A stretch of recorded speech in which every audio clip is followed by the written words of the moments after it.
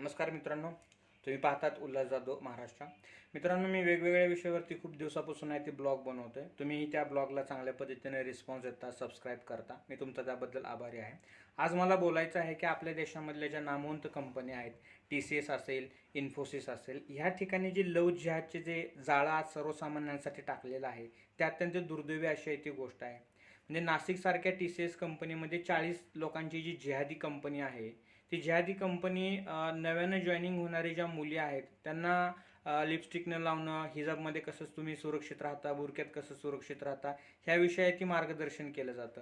म्हणजे त्या कंपनीमध्ये टोटल संख्या 700 आहे. 700 पैकी बहुसंख्य तिथे हिंदू आहेत आणि 100-150 लोक तिथे मुस्लिम आहेत. पण त्यांच्यामध्ये युनिटी आहे ती प्रचंड आहे.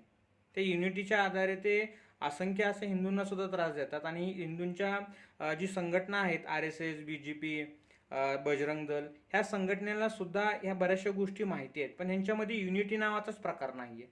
आणि हा आता प्रकार जो फोफवत आहे तो लेन्सकार्डमध्ये, लेन्सकार्डचे जे स्टोअर आहे, जे चष्म्याचं स्टोअर आहे, त्या ठिकाणी टिळा लावायला, अष्टगंध लावायला आज त्यांनी बंदी घातलेली आहे.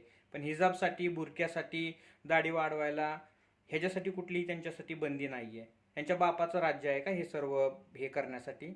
आणि हिंदुत्वाच्या नावानं मतं मागणारी जी काय भाजपची दलाल संघटना आहे, ते काय करतायत ह्यासाठी? ते केव्हा कारवाई करणार, केव्हा बुलडोजर फिरणार ह्या विषयावरती? आता मुग गिळून आहे ते गप्प असतात आणि ह्याचा त्रास होतो तो सर्वसामान्याला. कारण आवाज उठवावा तर जॉब जाण्याची भीती, आवाज न उठवावा तर जिहादींची भीती. म्हणजे हिंदूंना दोन्हीकडनं त्रास आहे, सरकारकडनं निष्क्रियतेमुळं आणि जिहाद्याकडनं जर त्याला विरोध केला तर.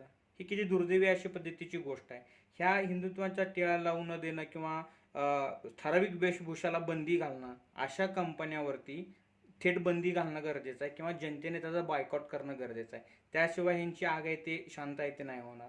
आज हिंदुत्वाच्या नावानं जी मतं मागून जे सरकार येतात, प्रत्यक्षात काही नाही काम करत. त्यांना हिंदू फक्त मतासाठी पाहिजे. मत सोडलं तर हिंदू मेला तरी चालेल, काही घेणे देणं नाहीये. हिंदूंना एक सबसिडी नाहीये, हिंदूंच्या मुलाला शाळेतून टॅक्स माफ नाहीये, फीज माफी नाहीये, पुस्तकावरले सुद्धा कर आहे तो कमी नाहीये. फक्त हिंदूंनी वेळेवरती टॅक्स भरायचा आणि त्याच्या सवलती आहे त्या दुसऱ्याच जाती धर्माच्या लोकांना द्यायचा. हिंदूंच्या नावानं आज कुठल्याही पद्धतीची सरकारकडे स्कीम नाहीये. हिंदूंच्या नावाने एकच स्कीम, जन्मोच्या जन्मी त्यांना फक्त फसवत राहणं. याचा तीव्र शब्दात निषेध करतोय आणि ह्या कंपन्यावरती सरकारने अत्यंत कठोर अशी कारवाई करणं गरजेचं आहे. सो तुमचं काय मत आहे ते कमेंट बॉक्समध्ये नोंदवा. धन्यवाद.